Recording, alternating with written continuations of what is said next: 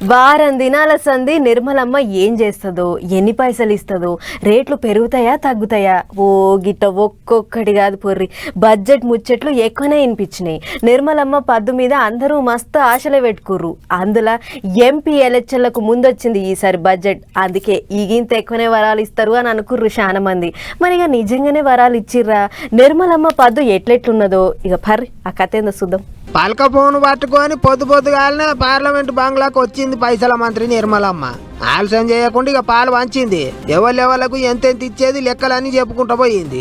ఇక దాంట్లో సామాన్యులకు పనికొచ్చే ముచ్చట్లు ఏమున్నాయని అంటే, బయటి దేశంకేంచి వచ్చే మందు సీసాలు, వాచీలు, కెమెరాలు, సిగరెట్లు, పాన మసాలా, గుట్కాలు అన్ని రేట్లు పెరుగుతాయి. దాంట్లో చిన్న సిగరెట్ల మీద 2 నుంచి 3 రూపాయల దాకా పెరిగింది. అదే పెద్ద సిగరెట్లు అయితే ఒక్కోదానికి 3.5 నుంచి 8.5 రూపాయల దాకా పెరిగింది. అంటే ఒక్క సిగరెట్ డబ్బా మీద ఇక దాని బ్రాండ్ను బట్టి 18 రూపాయల నుంచి 70 రూపాయల దాకా రేటు పెరుగుతుందట. పొగరాయుండ్లు ఇప్పటికన్నా జర తాగుడు బంద్ పెడితే మంచిగా ఉంటుంది అనుకుంటారా అందరూ. ఇక సిగరెట్ల రేట్లు పెంచిండ్రు. ఆ సిగరెట్లు తాగితే వచ్చే క్యాన్సర్ మందుల రేట్లు తక్కువ చేసిండ్రు. అట్లనే షుగర్ మందుల రేట్లు కూడా తక్కువ అవుతాయట. ఛార్జింగ్ బండ్లలో వాడే బ్యాటరీలు, సోలార్ పలకలు, చెప్పుల రేట్లు తగ్గుతాయి.